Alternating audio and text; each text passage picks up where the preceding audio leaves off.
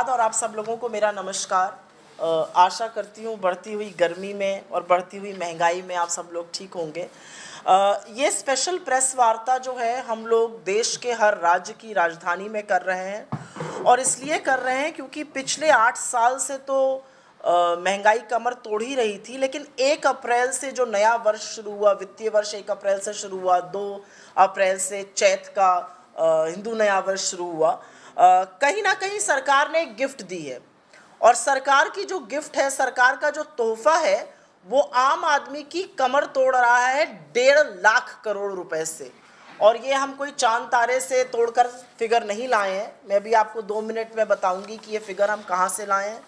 चाहे पेट्रोल का दाम हो, चाहे रसोई गैस का दाम हो, चाहे आटे का दाम हो, चाय पत्ती का दाम हो, नींबू का दाम हो, हर दाम में आग लगी हुई आज की तारीख में।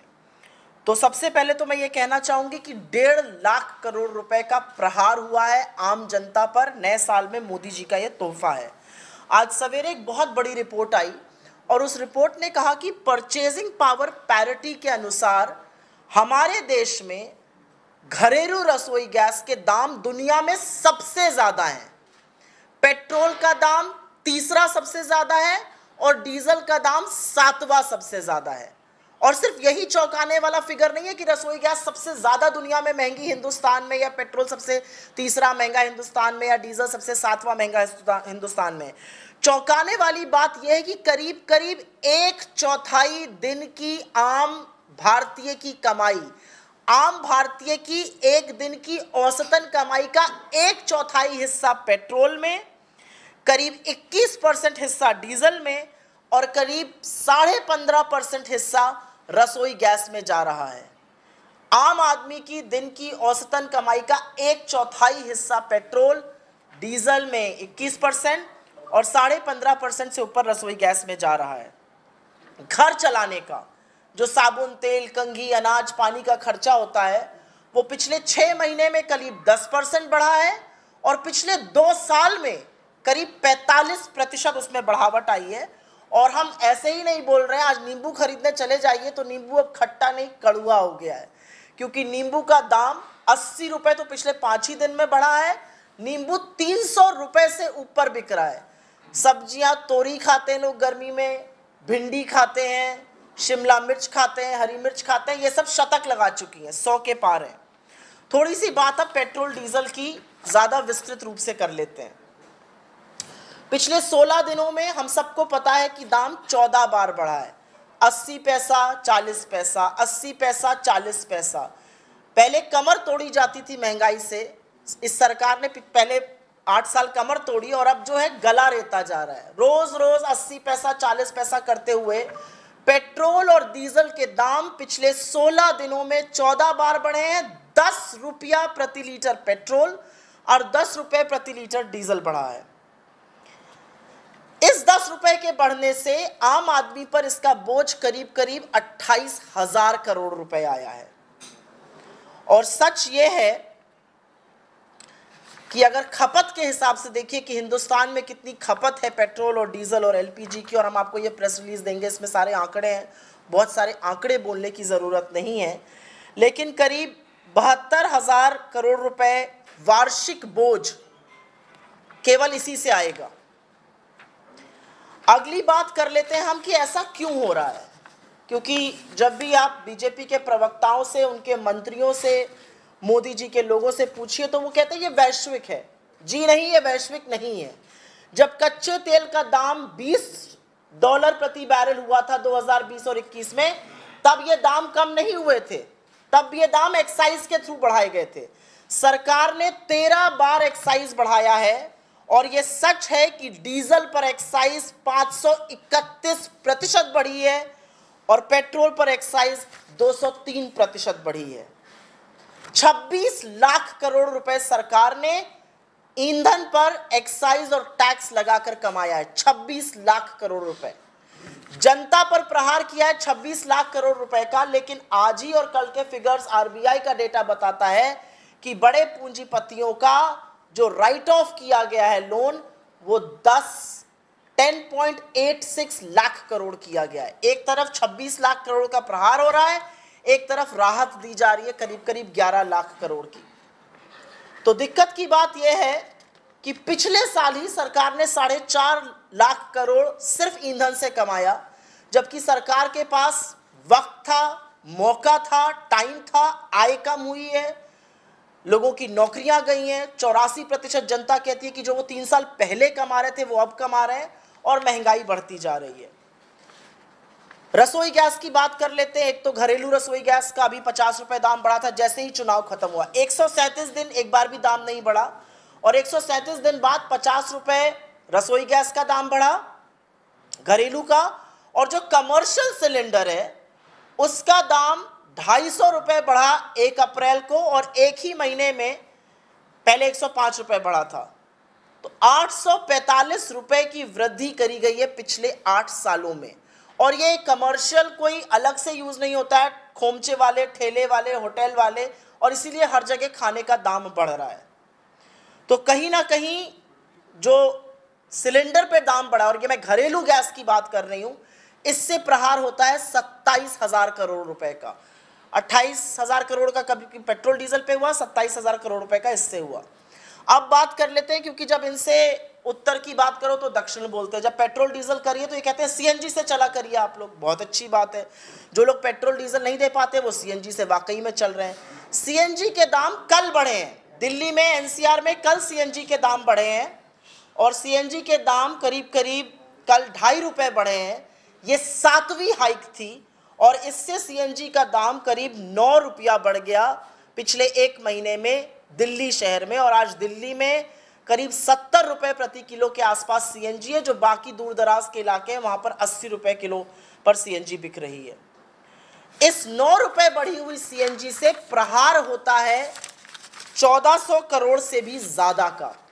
28,000 करोड़, 27,000 करोड़, 1400 करोड़, ये सीएनजी से प्रहार हो रहा है।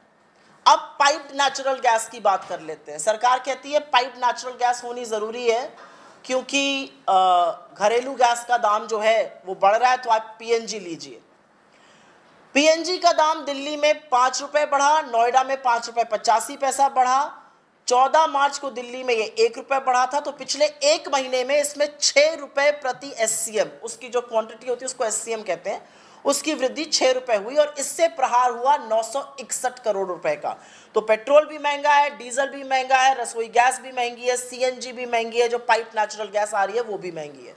लेकिन कहीं ना कहीं ऐसा प्रतीत होता है कि यह सरकार मिडिल क्लास से, गरीबों से, और खास तौर से किसानों से जरूर बदला लेना चाहती है। शायद आंदोलन का बदला लेना चाहती हो, मुझे नहीं पता, क्योंकि 50 किलो के डीएपी बैग की कीमत 150 रुपए प्रति बैग बढ़ाई गई, जिससे किसान के ऊपर अतिरिक्त बोझ आया 3600 करोड़ रुपए का। और एनपीकेएस, जो पोटेशियम, नाइट्रोजन और फास्फोरस का दाम होता है, उसकी कीमत 110 रुपए प्रति बैग बढ़ाई गई, जिससे कि 1290 का बैग करीब 1400 का हो गया, और इससे अतिरिक्त भार आया 3740 करोड़ का। तो किसान के ऊपर ही लगभग 7000 करोड़ से ऊपर का सिर्फ खाद पर आया। डीजल भी किसान के ऊपर भी आता है। घर का खर्च, और ये मैं एक महिला होने के नाते शायद और तरजीह देकर, शायद और प्रमुखता से, शायद और मुखरता से बोल सकती हूँ, 6 महीने में घर चलाने का खर्चा, चाहे वो साबुन, कंघी, तेल, शैम्पू, आटा, दाल, चावल, सब्जियां हों, वो करीब बढ़ा 6 महीने में 10% के आसपास, और पिछले 2 साल में वो बढ़ा है 45%। और कैसे नहीं बढ़ेगा? आटे का दाल 8 साल में तिगुना हुआ, चाय पत्ती तिगुनी हुई, बेसन 2.5 गुना हो गया, राजमा, दालें सब महंगी हुई। पकौड़ा तलने का जो तेल था, यही हिदायत देते थे मोदी जी, नौकरी नहीं तो पकौड़ा तलिए, वो भी 240 के पार है। अनुमान ये है, और ये तमाम रिपोर्ट्स आई हैं, कि 22% अभी भी खाने के सामानों का दाम बढ़ेगा, और वो होता दिख रहा है। नींबू, जैसे कि हम लोगों ने पहले कहा था, 5 दिन में 80 रुपए बढ़ के आज 300 के पार है। तो खट्टे से कड़वा हो गया नींबू। भिंडी, शिमला मिर्च, तुरई, हरी मिर्च, ये सब शतक लगा चुके हैं। ये घर का बजट है। अब करते हैं 1 अप्रैल को और क्या एक नई सौगात आई। एक नई सौगात 1 अप्रैल को आई कि राष्ट्रीय राजमार्ग टोल टैक्स 10 से 18% बढ़ेगा। वो कमर्शियल गाड़ी के लिए भी है, वो प्राइवेट गाड़ी के लिए भी है। और इससे करीब करीब 6,000 करोड़ का अतिरिक्त बोझा मिडिल क्लास पर या उन लोगों पर जो काम के लिए या बाहर जाने के लिए राष्ट्रीय राजमार्गों का उपयोग करते हैं। लेकिन मामला सिर्फ पेट्रोल, डीजल, रसोई गैस, सीएनजी, पीएनजी, घर के खानों और टोल टैक्स पे नहीं रुकता है। मामला और गर्दन तो जो रोगी हैं, जो मरीज हैं, जो पेशेंट हैं, उनकी भी उमेठी जा रही है। एनपीपीए ने 1 अप्रैल से 800 आवश्यक दवाएं, जिसमें से कि सिंपल दवाएं जैसे कि पैरासिटामोल हो गई, एजिथ्रोमाइसिन हो गई, मेट्रोनिडोल हो गई, कोरोना के प्रबंधन में जो बेसिक दवाइयाँ होती हैं, बुखार की, जुकाम की, खांसी की, वो हो गई, हृदय रोग की, बीपी की, स्किन की, जो बेसिक दवाइयाँ होती हैं, 800 दवाइयों का दाम बढ़ाया गया और इससे करीब करीब बोझ जो है वो 10,000 करोड़ रुपए का आम आदमी पर पड़ेगा।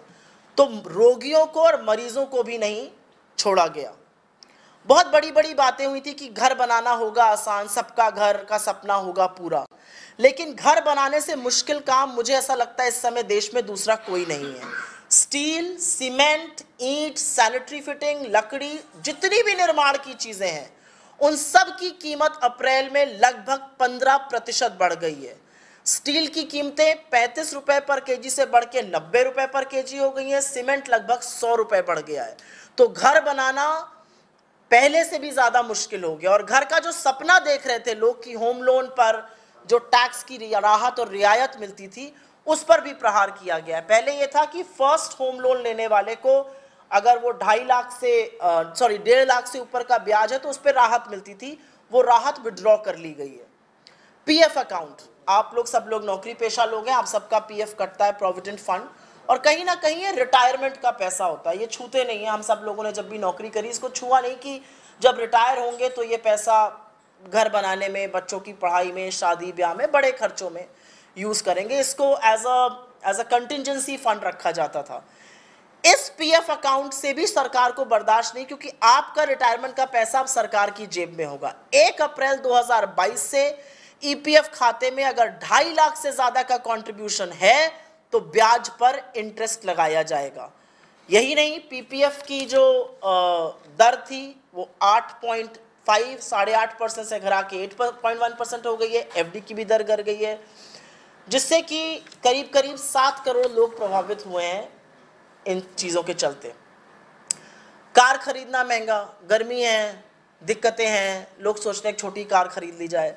मारुति ने जनवरी में पहली बार कीमत बढ़ाई थी, अब फिर से कीमत बढ़ने वाली है। टाटा मोटर्स ने कीमत बढ़ाई है, टोयोटा ने बढ़ाई है, और उन सब का कहना है कि इनपुट कॉस्ट, एंड इनपुट में largely steel, aluminium, fuel cost, ये बढ़ती जा रही है, इसलिए अब हम इसको कम नहीं कर सकते। तो गाड़ी का सपना भी अधूरा ही रहेगा लोगों का। 1 अप्रैल से मोदी सरकार ने एल्यूमिनियम ओर पर और कॉन्सेंट्रेट पर 30% टैक्स लगाने का फैसला किया है। इनका उपयोग टेलीविजन पर, एलईडी बनाने में, एसी बनाने में, रेफ्रिजरेटर के हार्डवेयर बनाने में किया जाता है। और इन सब के चलते AC, TV, fridge, LED bulb की कीमत 15% और मोबाइल की कीमतों में 20 से 30% की बढ़ोतरी होगी। तो मोटा मोटा लब्बो लबाब बात का ये है कि पेट्रोल और डीजल और रसोई गैस से जो लूट शुरू हुई थी वो बढ़ते बढ़ते आपके चौके चूल्हे तक पहुंच गई, आपके घर के खाने की सामग्री तक है, वो आपके रिटायरमेंट पैसे पर है, वो सड़क चलने पे जो टोल टैक्स देना है उस पर है, वो मोबाइल फ़ोन और एलईडी पर है, वो एसी पर है, वो कारों पर है। हर चीज़ महंगी होती जा रही है और कहीं ना कहीं इसका प्रभाव हर व्यक्ति पर पड़ रहा है। और जब सरकार से इस पर सवाल पूछिए तो जवाब सिर्फ एक आता है, हमने चुनाव जीते, ये मुद्दा नहीं है। जी नहीं, ये मुद्दा है। और मुद्दा इसलिए है क्योंकि हमारे सिस्टम में, ठीक है आपने चुनाव जीते हैं, लेकिन बहुत सारे लोगों ने आपके खिलाफ भी वोट दिया है। वो वोट महंगाई के खिलाफ है, वो वोट बेरोजगारी के खिलाफ है। और महंगाई इसलिए भी प्रचंड है क्योंकि नौकरियां गई हैं और आय कम हुई है। और चुनाव जीतने का ये कतई मतलब नहीं है कि आपको लूट करने का लाइसेंस मिल गया है। I will very briefly just speak a few lines in English for the audience who speak in that language. The New Year gift in this financial year and also the Chaitra Navvarsh that started on the 2nd of April was a body blow of 1.5 lakh crore rupees by the Modi government. It started with the loot of petrol, diesel and LPG. If you look at the new reports that have come in early this morning, according to the purchasing power parity, LPG in India is the costliest in the world. Petrol is the third highest in the world priced at. Diesel, the prices are 7th highest in the world. On an average, out of its daily income, an average Indian is paying 1/4 of its daily wages for petrol, 23.5% for petrol, 21% for diesel, and almost 16% for LPG gas. Household budgets have increased by 9.3% in the last 6 months and by 45% in the last 2 years. Food prices have risen very sharply. The prices are visible. They say when life throws lemons at you, make a lemonade. Quite frankly, lemons are being thrown at you. There is no scope to make a lemonade because lime itself is costing us over 300 rupees per kg. And the same story is for ladyfinger, it's for bottle gourd, it is for capsicum, it's for green chilies, which have hit a century. The additional burden because of the policies of this government on petrol and diesel is about 27,000 crore rupees, and it is largely because excise has been increased many fold. It has gone up by over 500% for diesel, over 200% for petrol. The additional cost because of LPG is 27,000 crore rupees. The additional cost, and this is important to realize here, CNG, the alternate fuel to petrol and diesel is CNG. It has gone up by almost 9 rupees in 1 month alone. And the additional burden on account of that is over 1,400 crore rupees. Piped natural gas is costing 6 rupees more than what it did a month back. The farmers seem to be paying a price for the protests that they staged against the farm laws. An additional burden of 3,600 rupees on the DAP prices that have been raised, and NPKS bags, the prices have been raised, an additional burden of 3,740 crore rupees. Of course, taking into account the diesel prices, it's a body blow for the farmers. Household budgets, and I want to spend just 2 minutes here, because quite frankly, it is very difficult to fit budgets today as far as households are concerned. 45% up in the last 2 years, almost 10% up in the last 6 months. And if you actually see, aate ka, besan ka, chai patti ka, the prices have trebled. The price for edible oil is at 240 per litre. The price for lime is at over 300, like I just said. Toll tax has gone up between 10 to 18%. Again, a hit of about 6,000 crore rupees. Medicines are also being taxed very steeply. Medicine prices have gone up, and this will cost us an additional 10,000 crore rupees. And basic drugs like paracetamol or azithromycin or metronidazole, basic drugs that are used for BP, for heart, for diabetes. Owning a house seems to be a big privilege now, or building one. Prices of construction like steel, cement, bricks, copper, sanitary fittings, wood have all gone up by 15%. Steel prices from 35 a kg to 90. Cement prices up about 100 rupees per bag. The Section 80 EEA of the IT Act, which gave first-time home buyers the benefit of an additional 1.5 lakh rupees on tax reduction, has been withdrawn. Your retirement money is also being taxed. So if you are making a contribution of over 2.5 lakhs in your PF account now, the interest is going to be taxed. Buying a car is far more expensive because input costs have gone up. And last but not the least, because of a 30% duty on aluminium ore and concentrate, prices of AC, TV, fridge and LED bulb are likely to go up by 15%, and mobile phones by about 25 to 30%. So in a nutshell, prices are going up across categories, whether it is for the students, for the salaried middle class, for the farmers, for the poor. And this is nothing but taxing the poor to pay the rich. You are actually writing off loans worth 11 lakh crore rupees for the rich and charging 26 lakh crore of fuel income from average Indian middle class. How does one justify that? One doesn't know, but every time you raise this issue, they talk about electoral wins. There are 2 points to be made there. Electoral wins do not give you the license to loot people. And yes, there were people who voted for you, and which is why you are in power, but there are as many, if not more number of people who voted against you. And issues of price rise and issues of unemployment continue to plague India's middle class and people at large. Happy to take your questions. आपके कोई भी सवाल हो। उसके मुकाबले तो diesel petrol में price rise तकरीबन 1.5 गुना ही है जो जा रहा है। हरियाणा के मुख्यमंत्री क्या आंकड़े देकर बात करने में विश्वास करते हैं? मुझे नहीं लगता है, क्योंकि 84% इस देश की आबादी, और इस देश का हिस्सा हरियाणा भी है, 84% इस देश की आबादी की आय कम हुई है और वो आज वो कमा रहे हैं जो वो 3 साल पहले कमा रहे थे। 15 करोड़ इस देश के ऐसे परिवार हैं जिनकी आय आधी हो गई है, और जिन चीज़ों के दाम की हम बात कर रहे हैं, चाहे पेट्रोल हो, डीजल हो, एलपीजी हो, टोल टैक्स हो, ये हर व्यक्ति को प्रभावित करता है। और सच तो ये है कि ये गरीबों पर सबसे बड़ा प्रहार है, ये मिडिल क्लास पर सबसे बड़ा प्रहार है। आज देश में बेरोजगारी बढ़ी है, आज देश में लोगों की नौकरी गई है, आय कम हुई है, और ऐसी सूरत में महंगाई बढ़ना और इस तरह की असंवेदनशील बात करना मुझे लगता है किसी भी सरकार को शोभा नहीं देता है। मैम, इतना महंगाई बढ़ गई है हर वक्त, फिर भी मोदी दोबारा फिर क्यों जीत जाते हैं? बीजेपी क्यों आ रही है? क्या कांग्रेस कमजोर हो रही है?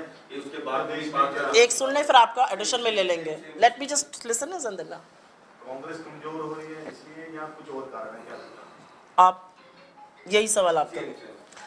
इस सवाल के 2 जवाब हैं, और मैं पहला जवाब देती हूँ और उसके बाद थोड़ा विस्तृत रूप से दूसरा जवाब दूंगी। पहला जवाब ये है कि ये मानना क्योंकि हम जीत रहे हैं तो ये मुद्दा नहीं है, ये मुद्दे से हटाने की बात है। आज जिस तरह के वाहियात डिबेट, जिस तरह के ध्यान भटकाने के मुद्दे, लोग क्या खा रहे हैं, क्या पहन रहे हैं, किससे शादी कर रहे हैं, किससे मोहब्बत कर रहे हैं, ये इसीलिए किया जा रहा है क्योंकि इन मुद्दों से ध्यान भटका रहे हैं। जिस तरह की पोलराइजेशन की राजनीति भाजपा कर रही है, वो इसीलिए कर रही है कि बेरोजगारी पर और महंगाई पर चर्चा ना हो। लेकिन सच ये है, मैं उत्तर प्रदेश से आती हूं और मैं आपको एग्जाम्पल देती हूं कि उत्तर प्रदेश में 3 करोड़ 80 लाख वोट बीजेपी के फेवर में पड़े, उन्होंने सरकार बनाई, अच्छी बात है। लेकिन 5 करोड़ वोट बीजेपी के अगेंस्ट पड़े, सारा विपक्ष मिलाकर। तो कहीं ना कहीं ये बड़े मुद्दे हैं और इन मुद्दों को हम नकार नहीं सकते हैं। आपकी इस बात से शायद मैं किसी हद तक सहमत हूं कि इन मुद्दों को हमें और मुखरित कर लोगों तक ले जाना पड़ेगा, और शायद हम उसमें विफल हुए कि हम इनको बड़ा मुद्दा नहीं बना पाए। लेकिन इनको बड़ा मुद्दा ना बनाने में 2 कारण रहे। एक, हम मानते हैं और मुझे लगता है आत्म विश्लेषण करने में कोई गलती नहीं है, हमें और मुखरता से इस मुद्दे को उठाना चाहिए और सड़कों पर उतरना चाहिए। अगर आप देख रहे हैं, कांग्रेस ने महंगाई को पिछले 10 दिनों में बड़ा मुद्दा बनाकर जनता के बीच में गए। लेकिन उसका दूसरा कारण एक ये भी है कि जिस तरह के मुद्दों से भाजपा भटकाती है वो इमोशनल मुद्दे होते हैं, कहीं ना कहीं वो कहीं ना कहीं भावनात्मक मुद्दे होते हैं, वो कहीं ना कहीं राजनीति, महंगाई, बेरोजगारी से हटकर धर्म पर लोगों को आपस में लड़ाने के, उन्माद फैलाने के मुद्दे हो जाते हैं। लेकिन मेरा अपना मानना है कि हिंदुस्तान की जनता जागरूक है और जरूर ये मुद्दे आने वाले चुनावों में बनेंगे। नहीं बन पाए, इसमें हमारी भी विफलता है। जवाब तो दिया है इसके अंदर, लेकिन कहीं ना कहीं मानते हैं क्योंकि कल जिस तरह से पूरे देश भर में आपने आंदोलन रखा था और प्रदर्शन रखे, लेकिन हर स्टेट के अंदर कांग्रेस अपने आप में ही फंस के रह गई। हरियाणा की अगर बात करें, कल यहाँ 24 विधायक नहीं थे, भूपेंद्र सिंह हुड्डा जो नेता विपक्ष है वो नहीं थे, वो कह रहे हैं मैं क्यों जाऊँ, उनसे बात हुई। तो ऐसे ही दूसरे प्रदेशों की बात करें, पंजाब प्रदेश की बात कीजिए, पंजाब की बात कीजिए, वहाँ स्टेज के ऊपर नवजोत सिद्धू और वो वरिंदर जो है वो आपस में लड़ रहे हैं। तो कहीं ना कहीं कांग्रेस को इसकी मात खानी पड़ रही है। मैं सबसे पहले तो हरियाणा में आपने हमारे नेता का नाम लिया, हुड्डा साहब का, उस पर कमेंट इसलिए नहीं करूंगी क्योंकि आप कह रहे हैं। मैं आपकी बात मान सकती हूँ लेकिन मैं आपकी बात पर रिएक्ट नहीं करूंगी।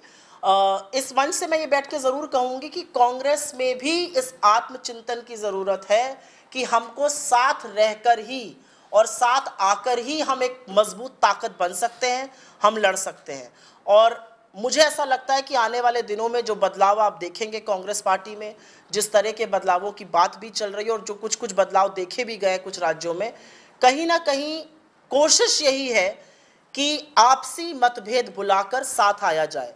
हम लोग तो बहुत जूनियर हैं, लेकिन क्योंकि पार्टी के मजबूत सिपाही अपने आप को मानते हैं और शिद्दत से लड़ाई लड़ते हैं, हम लोग हर व्यक्ति से यही अपील कर सकते हैं कि लड़ाई बहुत बड़ी है। आप सिर्फ एक दम्भ और अहंकारी सरकार से नहीं, उनके सारे संसाधनों से, इलेक्टोरल बॉन्ड में 95% पैसे से, सारी संस्थाओं से जो भाजपा के फ्रंटल्स बन चुके हैं, सीबीआई, ईडी, इनकम टैक्स, और एक बहुत ही आप लोग तो बहुत निष्पक्ष पत्रकारिता करते हैं, लेकिन कुछ नोएडा के जो कमांडो वॉरियर एंकरों से एक साथ लड़ते हैं। काफ़ी जगहों पर लड़ाई करनी पड़ रही है और इस लड़ाई में ज़रूरी है कि हम सब लोग अपने मतभेद भुलाकर साथ आकर लड़ाई लड़ें और तभी इन मुद्दों को मुखरित कर पाएंगे। मैंने आपके सवाल का जवाब दे दिया है।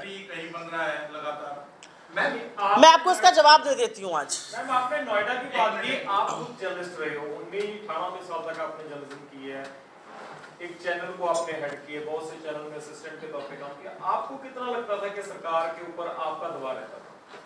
मुझे नहीं लगता था मेरे ऊपर बिल्कुल भी दबाव रहता था। आज क्यों, अगर 2019 तक नहीं था तो आज 2 साल में इतनी जर्नलिज्म चेंज हो चुकी है कि कमांडर बन के काम करना शुरू कर दिया। आपको नहीं लगता कि जो सवाल एंकर पूछते हैं वो भाजपा के प्रवक्ताओं से ज्यादा लॉयल है? आपको नहीं, आप मुझसे आप मुझे आप सारे सवाल पूछ लीजिए, फिर मैं जवाब दूंगी, मैं बहस नहीं करती हूँ। एंकर मैं भी रही हूँ और छोड़ने का एक कारण ये भी रहा है कि किसी की गुलामी नहीं कर सकते हैं। आज पत्रकारिता के नाम पर नोएडा के कमांडो वॉरियर एंकर चरण चुंबन और चरण वंदन कर रहे हैं। इसमें मुझे कोई भी दिक्कत नहीं है कहने में, क्योंकि मैं रोज शाम को उन डिबेट्स पे जाती हूं जहां पर भाजपा के प्रवक्ताओं से ज्यादा लॉयल और भाजपा के प्रवक्ताओं से ज्यादा शिद्दत से सरकार के बचाव में कमांडो वॉरियर एंकर खड़े हो जाते हैं। जिस तरह के सवाल पूछे जाते हैं, जिस तरह की भाषा का उपयोग होता है, जिस तरह की दलीलें दी जाती हैं, अगर यही जिस तरह के टॉपिक्स ही चूज किए जाते हैं, जिस तरह के न्यूज एस्टर्स ही आते हैं, मेरा अपना मानना है कि जिस शिद्दत से महंगाई पर 2014 के पहले चर्चा होती थी, जबकि ग्रोथ रेट तब बहुत हाई थी, अगर आज चर्चा हो जाए तो ये सरकार नाको चने चबवाकर पेट्रोल और डीजल का दाम 20-20, 25-25 रुपए घटाएगी। लेकिन आज कमांडो वॉरियर एंकर और एडिटर्स इस पर बहस नहीं करते हैं। आज कमांडो वॉरियर एंकर और एडिटर्स जब लिखते भी हैं ट्वीट, तो ये नहीं सरकार कुछ करेगी, वो लिखते हैं सरकारों को कुछ करना चाहिए। तो दिक्कत की बात यह है कि जब आप जिसके पास संस्थाएं हैं, संसाधन है, सत्ता है, पावर है, उससे सवाल नहीं पूछते, और विपक्ष तो आप कितने भी सवाल पूछ लीजिए, हमें कटघरा में खड़ा करिए, नीति हमें नहीं बनानी है। जब बनानी होगी तो सही नीति बनाइए और आगे भी बनाएंगे। मेरा जवाब है, आपने क्या सवाल पूछा था? सॉरी। ऐसा है कि ये जो डिबेट है ये किसी हद तक बेमानी है, और इसलिए बेमानी है, एक तो ये G23 और G4 मुझे समझ में नहीं आता, उसमें 4 लोग हैं या 23 लोग हैं, ये भी मेरे परे से बात है। और उन सब लोगों का संवाद कांग्रेस अध्यक्ष के साथ चल रहा है, उसमें से सब अच्छे नेता हैं, पार्टी का भला चाहते हैं। मैं महाराजगंज उत्तर प्रदेश से आती हूँ, और जब मैं वहाँ जाती हूँ और एक कांग्रेस के कमरे में 100 कार्यकर्ताओं से मिलती हूँ और उनसे भोजपुरी में पूछती हूँ, उसके बाद और नेता, आपका नेता कौन है, और उनमें से 100 में से 100 महिलाएं और पुरुष अगर राहुल गांधी का नाम लेते हैं, तो मैं एक प्रेस वार्ता में या टीवी न्यूज़ में एक इंटेलेक्चुअल बनकर और कहूं कि नहीं ये गलत है और ये करिए, मुझे लगता है वो धोखाधड़ी होगी अपने प्रोफेशन के साथ, अपनी पार्टी के साथ, अपने कार्यकर्ताओं के साथ। कांग्रेस का नेता कौन होगा, इसका चयन कांग्रेस कार्यकर्ताओं को, कांग्रेस पार्टी को करना पड़ेगा। अगस्त में चुनाव घोषित हुए हैं और परिणाम आपके सामने आएंगे। बीजेपी की टारगेट करते हैं, एक और पार्टी आप आगे बढ़ रही है देश में, वो आपको ही लॉस कर रही है, उसका आम आदमी पार्टी, उसके बारे में क्या कहेंगे? उनका तीसरा दिल्ली से देखिए, ऐसा है कि आम आदमी पार्टी अभी फ्लेवर ऑफ द सीजन एक होता है ना, पिक्चर हिट हो जाती है तो उस हीरो की बड़ी चर्चा होती है, तो अभी वो चर्चा चल रही है। आम आदमी पार्टी ने दिल्ली के बाद पंजाब जीता। लोकतंत्र में सबको चुनाव लड़ने का हक है, जीतने और हारने का हक है। मैं इस मंच से 2 सवाल खड़ा करती हूँ, और मैं आम आदमी पार्टी की नैतिकता पर सवाल नहीं उठा रही हूँ, लेकिन एक पॉलिटिकल राजनीतिक सवाल उठाना मेरा हक है। आम आदमी पार्टी गोवा में भी लड़ने गई, टीएमसी भी आई, और आम आदमी पार्टी उत्तराखंड में भी लड़ने गई, बसपा भी आई। जो वोट डिफरेंशियल हमारा और बीजेपी का गोवा में था, वही एग्जैक्ट वोट डिफरेंशियल टीएमसी और आपको मिलाकर था। तो अगर इस तरह की नूराकशी ना होती तो शायद वहां पर भाजपा हारती। एग्जैक्टली सेम सिचुएशन उत्तराखंड में भी हुई। 33% हमारे थे, 43% उनके थे। 37% हमारे थे, 43% 7% का इधर उधर। एग्जैक्टली आप और बीएसपी को मिला के हुआ। तो ये जो नूराकशी है, ये अपने आप में सवाल खड़ा करती है, और अगर ये नूराकशी नहीं होती, ये रस्साकशी नहीं होती, तो कहीं ना कहीं नूराकशी नहीं होती, तो भाजपा वहां पर हारती। आपसे मेरा एक और सवाल है, ठीक है, वो मोहल्ला क्लिनिक की बात करते हैं, स्कूलों की बात करते हैं, इसमें क्या विवाद हो सकता है? मुझे लगता है एजुकेशन, हेल्थ, ये तो बेसिक चीज़ है, ये पार फॉर द कोर्स है। अगर आप सार्वजनिक जीवन में और इन पर बात नहीं कर रहे तो अपने आप में सवाल है, ये सब अपने बात में आते हैं।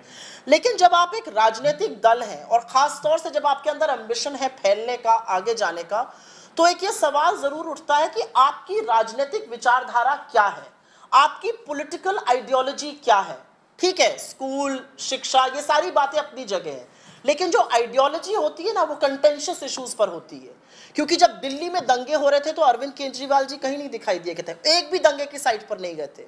जब सीए एनआरसी प्रोटेस्ट में बच्चे पीटे जा रहे थे तो वो एक भी दिन नहीं बाहर निकले। जब अनुराग ठाकुर मंच से गंदे गंदे भाषण देकर उकसा रहे थे और गाली दे रहे थे कम्युनिटी को, उन्होंने एक बार भी उन पर बयान नहीं दिया। वो एक बार भी गुजरात दंगों पर बात नहीं करते, वो एक बार भी सरकार के खिलाफ मुंह खोलकर जो कंटेंशियस इश्यूज होते हैं उस पर नहीं बोलते हैं। तो दिक्कत की बात यह है कि आपकी जो पॉलिटिकल आइडियोलॉजी होती है वो कंटेंशियस इश्यूज पर होती है। आप इस देश के संविधान में कितना यकीन रखते हैं, आप सेक्युलर हैं कि नहीं हैं। आपने ये जवाब क्यों नहीं दिया कि महात्मा गांधी की फोटो आपके प्रशासन से क्यों गायब हो गई पंजाब से।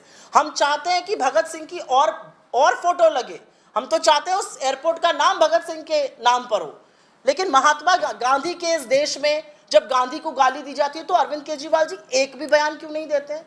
तो सवाल अपने आप में उनकी पॉलिटिकल आइडियोलॉजी पर उठेंगे। मेरा अपना मानना है कि अगर वो बढ़ना चाहते हैं और इसमें कोई दिक्कत नहीं है, राजनीतिक महत्वाकांक्षा अच्छी चीज़ होती है, लेकिन जनता उनसे पॉलिटिकल आइडियोलॉजी पर भी सवाल पूछेगी, क्योंकि राजनीतिक विचारधारा बहुत ज़रूरी है अपनी बताना, और इससे वो छिप नहीं सकते हैं। कांग्रेस को लॉस होगा, आपको लगता है कि नुकसान जो आपका कांग्रेस को? मुझे नहीं लगता। मुझे लगता है कि पंजाब एक स्टेट में वो बढ़े हैं, मुझे नहीं लगता कि उनके बिकॉज हमारा लॉस हो रहा है। मुझे ऐसा लगता है कि बहुत सारी विपक्षी पार्टियों को ये सोचना है कि क्या आप भाजपा को हराना चाहते हैं या आप कांग्रेस का नुकसान करना चाहते हैं। क्योंकि एक बात ये भी सच है, और ये मैं किसी दम या अहंकार से नहीं बोल रही हूँ, अगर आप एक फुटप्रिंट ही देख लीजिए, 1300 उनके विधायक, 800 हमारे विधायक पूरे देश में, 700 समथिंग हमारे, 1200 समथिंग उनके, तो फलक्रम जो ऑपोजिशन यूनिटी का है, वो जो धुरी है, वो कांग्रेस को ही बनना पड़ेगा।